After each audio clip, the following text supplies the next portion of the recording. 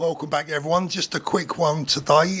Few things to get through. First of all, Keir Starmer in his latest speech, people comparing it to Enoch Powell's Rivers of Blood speech and everything. I mean, I don't know, Keir Starmer and this Labour government thinks they're trying to fall. But the bottom line is, they know it's all over for them. They got as much chance of winning the next general election as Fulham have of winning the Champions League back to back. I mean, there's just no chance it's going to happen. It's all over for them. The backbenchers are getting twitchy because they know that their cushy little number as an MP is their days are numbered, and that's why they've been talking about bringing back the heating allowance as well. They're scared stiff of what's going to happen to them at the next election. But look, the next election's, I think it's pretty much done and dusted, isn't it, really? It's going to be a race between the Tories and Reform. Reform, obviously, favourites right now, but it depends on what happens between now and the general election. And, I personally can't wait for the next general election because once we've got rid of this Labour government, I can come home and carry on with my life. It's not that I can't come home. It's not that I'll be particularly, what's the right word? Would I be in danger if I come home? Look, I think everyone's in danger under this Labour government. Anyone that has spoken out or speaks out is under danger under this current Labour government. And that's why I'm staying here. Simple as that. Some people are saying, only cowards run away and all that. I'm not running anywhere. I'm choosing to live here for my family, but, everyone's entitled to their opinion. The next thing I want to speak about is Rupert Lowe. CPS, no charges, of course. I mean, there never have been any investigations in the first place.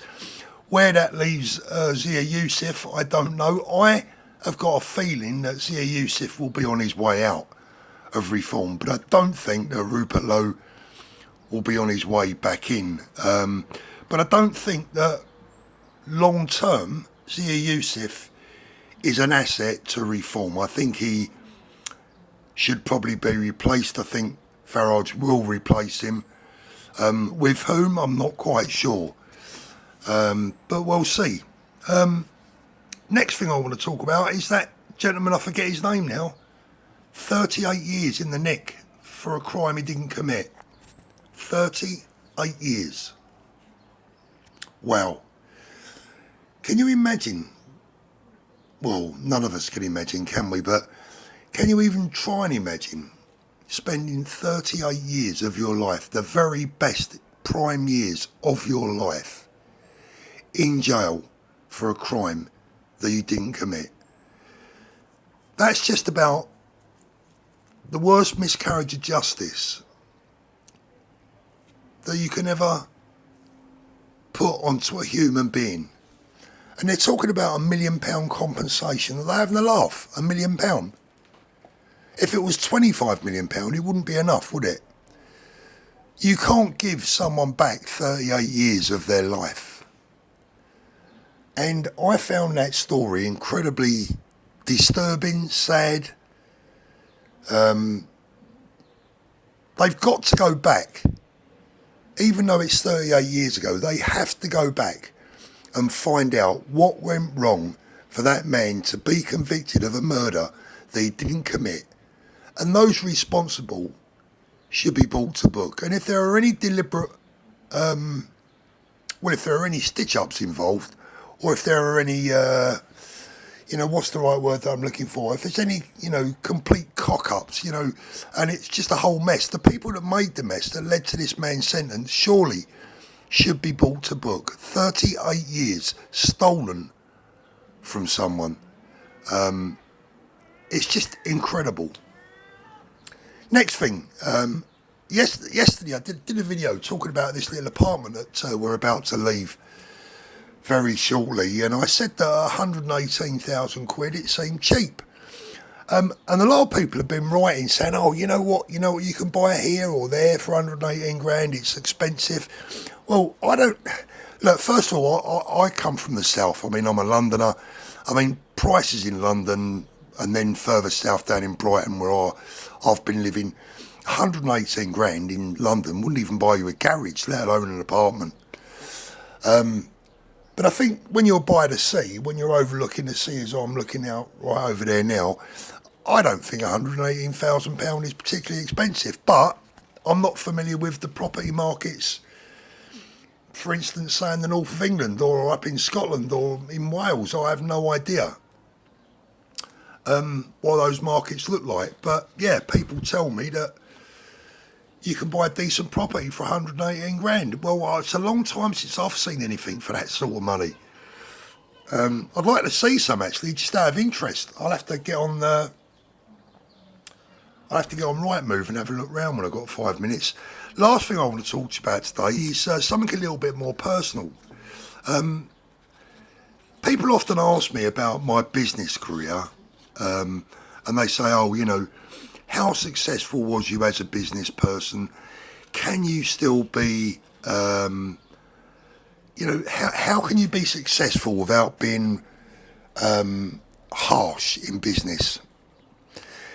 Now, we're all a product of our mums and dads, right? Mostly. I mean, there are rare exceptions, but we're all a product of our parents. And I had the best parents you could ever wish for. My dad was an old Londoner. Very old school, very straight down the line, a brilliant businessman, an engineer by trade. He actually made parts that went on the Apollo space missions back in the 1960s. But he was a really good and astute businessman. But the one thing that I always sticks in my mind, that I never ever forget, and something he instilled in me at a very early age, right through my teenage years, I couldn't make out why everyone liked and respected my dad, because we used to clash a little bit. You know, he was quite strict with me. And you know, it's like you teenagers, you clash a little bit. I thought I was always right. He was always right, but I just didn't know it. And I couldn't make out why everyone respected him so much. And what it was that he always paid his debts. He always paid his bills. He never owed anyone any money. He never knocked anyone for any money, and he always kept his word. And even if people didn't particularly like him as a person, they respected him. And I've got to tell you, the number one thing in my business life that served me well was those philosophies. Never knock anyone, always pay what you owe, and always be honest with the people you're dealing with. And even if they don't like you, they'll still respect you. And that served me so well. But you know what made me an even better businessman than that? For me. And this is where I thank God for the parents I had, and thank God of the mix of my parents I had. My mum was the kindest, most softest, most gentlest, biggest animal lover, biggest humanist that you'd ever wish to meet in your life. This woman would I mean, I'd go as far as to say she'd almost be a tree hugger, right? She wouldn't even hurt a tree if it had a life, right? And she brought me up like that. So I had this perfect mix of, for me anyway at least, it served me so well. I'm not saying I have the perfect mix, but for me it was the perfect mix. I had the perfect mix of a father who was a brilliant businessman, was straight down the line, was proper old school, and a mum who had a real heart of gold. And I mixed the two, or not because I tried to, but it came naturally to me. I always had this empathy with people that my mum had. My dad didn't always have that empathy with people, always. He would never suffer fools gladly. That's been a downside for me a little bit, because I have suffered some fools gladly, and I have given people chances when my dad wouldn't have, and probably I shouldn't have had done either. But that's my mum coming out of me. My mum would always give someone a second chance and even a third chance, which is probably not a good philosophy, really.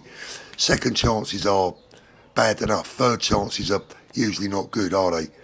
But that's like the mixture that I have between my mum and my dad. And from a business viewpoint, it served me so well. And I think that's why in the business world, if you speak to anyone that dealt with me and anyone that knows how I run my business, that actually bought something from me or sold something to me, they will tell you that, yeah, Paul's always good to deal with. Whether they like me or not, that's a different thing, don't matter. But the bottom line is that I was always good and decent in the way that I did business, and no one will ever tell you otherwise, unless they're lying. So the perfect mix of a mum and a dad. I think I was born blessed and very lucky to have such great parents. Right guys, that's it for today. I did make a little list of things that I was going to talk about. There was something else on the list, but I think I'll save that for the next video. Right, for now, I'll see you later, and as always, look after those beautiful children. I'll see you soon.